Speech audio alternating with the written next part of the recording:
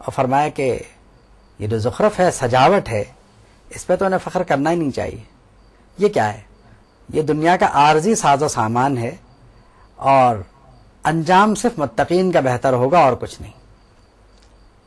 یعنی باقی جو غیر متقین ہیں وہ تو برباد ہو گئے. پھر فرمایا کہ وَمَن يَعْشُ عَن ذِكْرِ الرَّحْمَٰنِ نُقَيِّضْ لَهُ شَيْطَانًا فَهُوَ لَهُ قَرِينٌ، کہ یہ شیطان کو اپنا ساتھی، اپنا دوست بنا لیتے ہیں، یہ ان کا قرین بن جاتا ہے.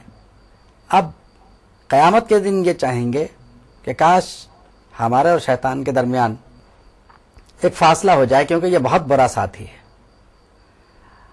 اصل میں وہ ان کو اللہ کے راہ سے روکتا ہے اور یہ سمجھتے ہیں کہ ہم ہدایت پر ہیں.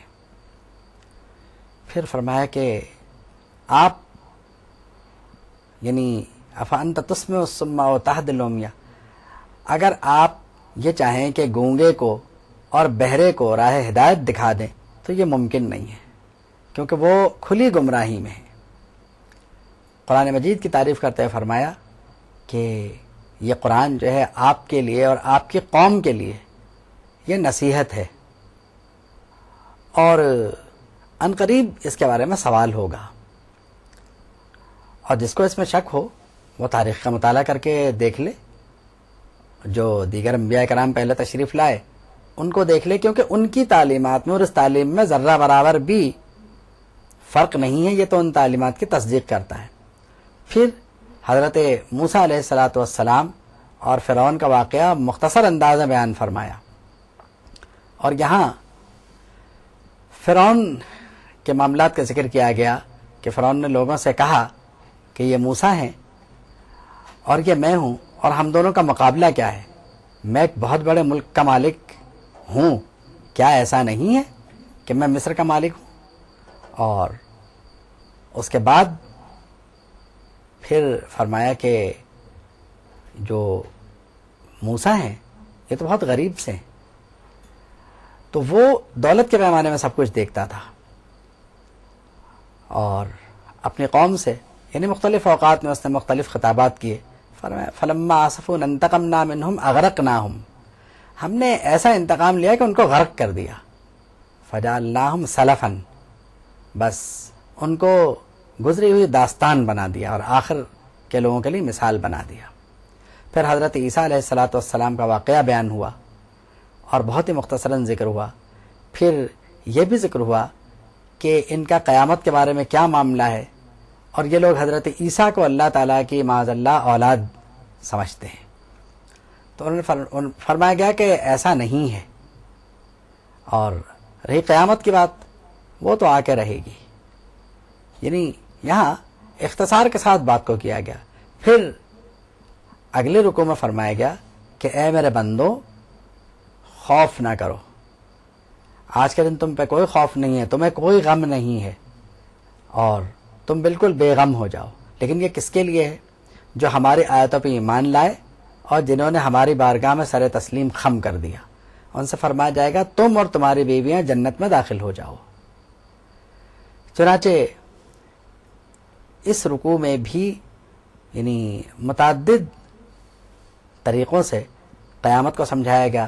پھر اللہ کی تعریف فرمائی گئی اور فرمایا گیا کہ یہ جن کو یعنی جن بتوں کی یہ پرستش کرتے ہیں اللہ کے علاوہ، جن کو بھی یہ پوچھتے ہیں، وہ کسی شے کے مالک نہیں ہیں.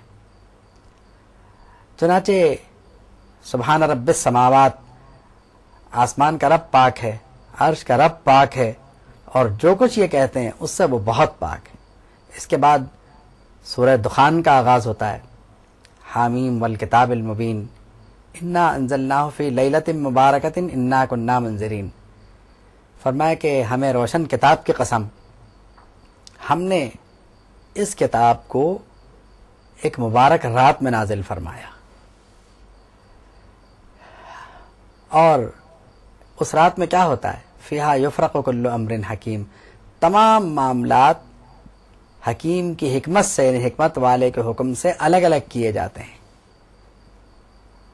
تو یہ جو سورہ دخان ہے، اس میں بھی تقریباً یعنی کفار مکہ کو بہت کچھ سمجھایا گیا، قیامت کا ذکر کیا گیا، اور قوم تبع اور دیگر اقوام کی جو مثالیں ہیں وہ دے کے سمجھایا گیا اور فرمایا گیا کہ جو کچھ ہم نے پیدا کیا وہ اصل میں باطل نہیں ہے، اور یہ کہ قیامت کے دن کوئی کسی کے کام نہیں آئے گا الا من رحم اللہ، مگر جس پر اللہ رحم فرمائے اسی کا کچھ ہو سکے گا تو ہو سکے گا، یعنی شفاعت بھی اسی کو نصیب ہوگی۔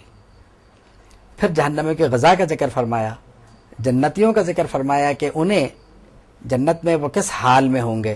پھر فرمایا کہ یہ قرآن ہم نے آپ کی زبان سے آسان فرما دیا ہے، لعلہم یتذکرون، تاکہ وہ نصیحت حاصل کریں۔ اس کے بعد سورہ جاسیہ آتی ہے، اور سورہ جاسیہ میں بھی یعنی اللہ تعالیٰ کی جو قدرت کی نشانیاں ہیں ان کو بیان فرمانے کے بعد فرمایا جاتا ہے کہ ہم نے ان کو تمہارے لیے مسخر کر دیا ہے، اب یہ کہ جو کچھ زمین و آسمان میں وہ تمہارے لیے ہے، اور اس میں تمہارے لیے بہترین نشانیاں ہیں۔ پھر حضرت موسیٰ کا ذکر فرمایا، اور پھر یعنی یہ فرمایا کہ یعنی لوگوں کو چاہیے کہ وہ ان واقعات کو پڑھیں اور بنی اسرائیل کی تاریخ کو بھی دیکھیں۔ پھر فرمایا کہ بے شک جو ظالم ہیں وہ ایک دوسرے کے دوست تو ہیں، لیکن اللہ مومنین کا ولی ہے، واللہ ولی المتقین، اللہ متقین کا ولی ہے، وہ متقین کا کارساز ہے۔ یہاں پہ اولیاء اللہ کی تعریف کی گئی۔ پھر فرمایا کہ بے شک اللہ نے یعنی زمین و آسمان کو اس لیے پیدا فرمایا تاکہ ہر نفس کو اس کے اعمال کی جزا دی جا سکے۔ اس میں انہوں نے اصل میں یہ عقیدہ ظاہر کیا کہ ہم تو خود پیدا ہوتے ہیں، خود مر جاتے ہیں، ہمارا مسئلہ کیا ہے؟